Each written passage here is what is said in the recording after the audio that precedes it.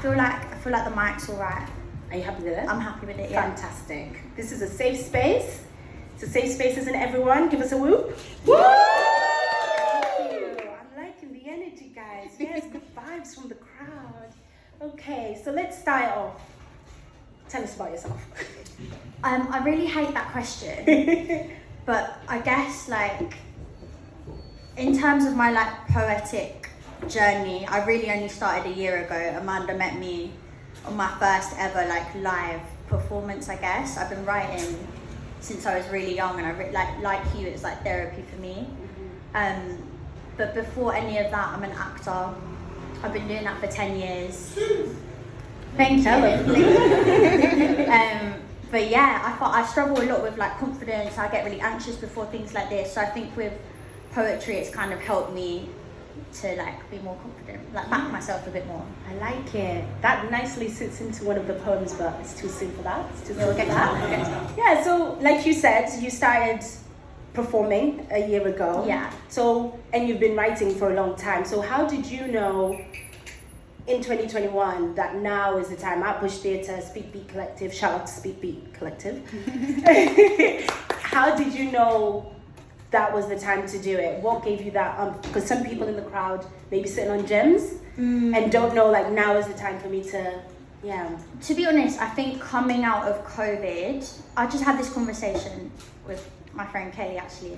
Coming out of COVID, I think, because we were restricted from doing so much, and like, I didn't realise how many things I actually wanted to do until I couldn't do any of them. Do you know what I mean? Mm-hmm. So I think it was just one of my like goals, just to be a bit braver.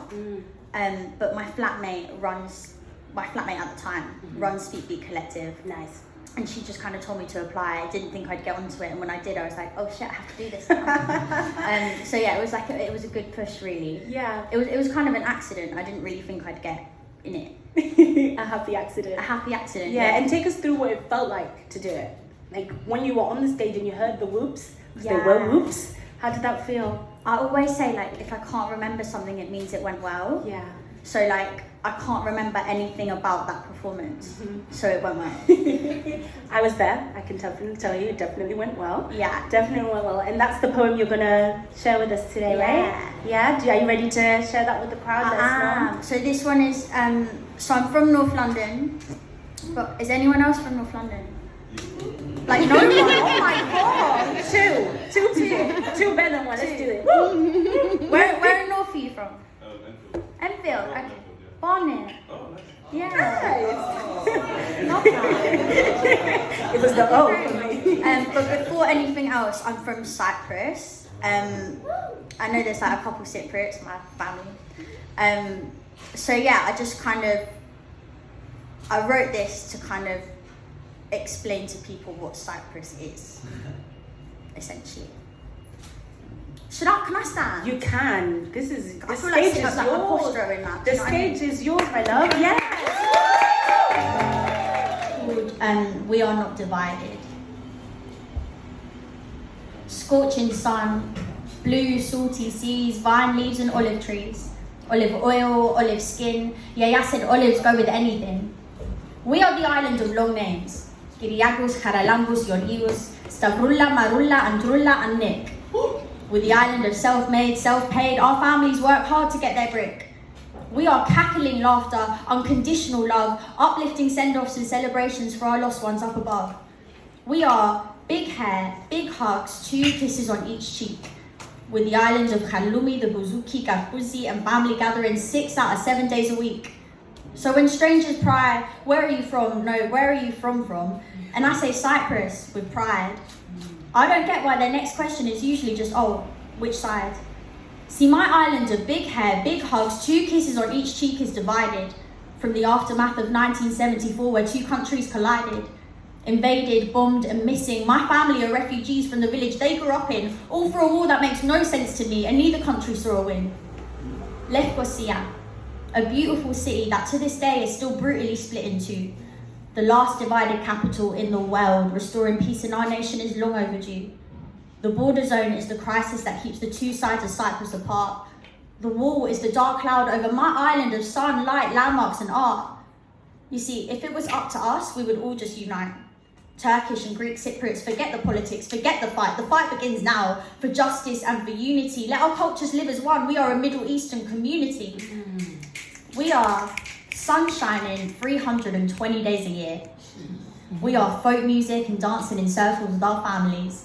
We are fresh figs and scenic mountains. We are baklava and hummus and gubes. We are granddads and vest tops that smoke cigars on street cafes. We are mosques, we are Orthodox churches. We are 45 minutes late to every event and 45 minutes long goodbyes at the door. We are big hair, big hugs, 2 kisses on each cheek. So no, I'm not from any side. I was born with Cypriot pride. Thank you. Have had like a toxic relationship or anything like that. It's kind of about like healing from an ex-partner, and when you kind of just like don't care anymore, you know that moment where you're like, I'm fine, like I actually wish you the best now, like I don't care, I'm gonna move on. So it's kind of about that, and I wrote that in like 10 minutes in my room. It just came out of nowhere. Like 10 minutes. We've been broken up for 4 years. Like it just came out of nowhere. I don't care anymore. Like genuinely. I like it. I like it. Yeah. No, but sorry. Disclaimer. When you hear it, it does not sound like it took 10 minutes. That is sick. Literally 10 minutes. But I wrote it and I didn't think it was good. Oh. Yeah, I was like, well, this is just like a silly one. I'll just have it on the back burner. And then I went to this open mic thing in Theatre Peckham to watch my friend perform because he was headlining. Bumped into Amanda. And Amanda was like, yeah, I'm doing open mic, are you? I was like, no. She was like, just do it, just do it, just put your name down. I was like, oh, I don't know, like, I don't really care. So she wrote my name down as well as hers. I did. This is the kind of support you need. Yeah, no, you have to put, no, she's sick. And I'm so happy you did it. Tell us why. Tell us why. When I did it, I was lost, literally read it off my phone, like, was so nervous, don't really, like, I get really scared in it. And then, apparently, it was a competition. I had no idea. I was like getting my coat on, ready to leave. I was like, well, I've done it, really proud of it, like fine, whatever. And then they're like, oh, and the winner is Margarita. And I was like, what? I had no idea. So yeah, since like performing that live, I've realised that a lot of people actually relate to it. Very much so. In that respect, and people genuinely like it, enjoy it for what it is. So now it's become my favourite one to do. Yes, and I think it's my favourite poem of yours. Yeah. And I guess before we get into the poem, we've got 2 more questions. One is that process of writing. I guess when it's not the 10-minute wonders that you write, how maybe there's someone in the crowd that has something in their mind or in the back of their head that they want to get on the paper but they just don't know how. Yeah. Or don't know how to maybe articulate it. Do you have any advice for anyone in the crowd that might be in that situation? I think just write it anyway. Like it doesn't matter if it sounds like pretty, it doesn't matter if it rhymes, just write down what you think in your head because those are the best things that come out. Like I think when we try, we actually don't succeed in that respect. Do you know what I mean? Yeah. I think I'm a big believer in just like letting what happens. I just write the first thing that comes into my head and then I'll sort it out later and make it look pretty. I think that's the best thing to do.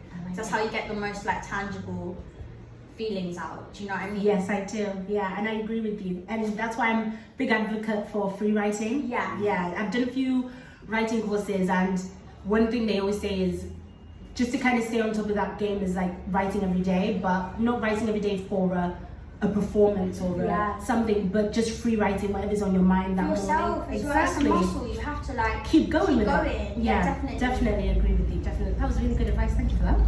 And last question. For those that are avid Poetry and Me watchers, I always end an interview with the same question. And I thought, why not bring it to the live shows, right? So if you could spend 24 hours with anyone, alive or dead, who would it be and why? I think Amy Winehouse. Nice choice. Yeah, I think Amy Winehouse for sure. She's a North London girl. Yeah, I was going to say she's not London, isn't she? Yes. She went to a theatre school literally like up the road from where I grew up as well. She went to Susie and Shaw. I don't know, I've always loved her. I think she's like massively brave. She never cared about what anyone thought. She just wanted to live her life, and people just like tried to ruin her and like made her more vulnerable than she probably was. So I would love to chat to her and maybe like give her some uplifting advice. Nice. Yeah. She's such a good soul. Yeah, I love her. You're such a good soul. Oh my god. I'm so glad I'm here. I'm so so glad I asked you guys. No, Anna's a great egg. She's a great egg. And I'm really excited to hear this next poem, our last poem for the day with Anna. Please introduce it. I guess she told you the backstory, so yeah, please introduce So it. in like the respect of wishing someone the best, this poem is called Good Luck in Man City, You Prick. So it's kind of weird, isn't it, that we don't talk anymore. All that obsession I had for you before, it's just gone, disappeared, right into thin air. Only now I know it's for the best because I remember you always wanted me to straighten my hair. Oh yeah, it's cool when it's natural, but it's just a bit frizzy. Can't believe I tried to straighten it with an iron. Was I dumb? Was I dizzy? Frizzy little Lizzie, that's what you'd say. But Lizzie ain't even my government name, by the way. It's Anna Margarita, not the cocktail or the pizza. But after everything I put up with you can call me motherfucking Teresa. And I like my frizzy hair, so the problem was you. I was so invested, I only see myself from your point of view. It was that infatuation kind of love, that you're so possessive of me, so I'll cut off all my friends kind of love, that belittling, make me feel guilty for having an opinion kind of love, that backhanded compliment, yeah, you actually look alright today kind of love. Is that love? Well, I thought it was. It's only now I know why you treat me so bad, because you needed to feel like you were bigger than me. It's not hard to be bigger than me, I'm like 5'2" or 3. But you were so insecure with yourself, you wanted me smaller and smaller. I was Little Monkey Boots and you were Dora the Explorer. I'd follow you around like, yeah babe, I'll go anywhere you want to. Only it wasn't adventures you were putting me through. And sometimes you'd go exploring without me. Adventures to your other girlfriend in Man City. Yeah, that was shitty. I wish I had the names of all the girls you tried to ruin, because I'd love to start committing. We wouldn't waste our breath talking about you because we're grown now and we're over it. But we'd uplift each other, respect each other enough to make up for all the venom you would spit. Little me felt like I couldn't leave, I wouldn't leave. What would you do without my validation? My words of affirmation, my constant admiration, motivation for all your goals whilst you just put mine down. If you could see my transformation now, boy, you'd look like a clown. So was it worth it? Because I'm lit. No, I'm really the shit. I have incredible friends, I believe in myself, and I've got unmatchable quick wit.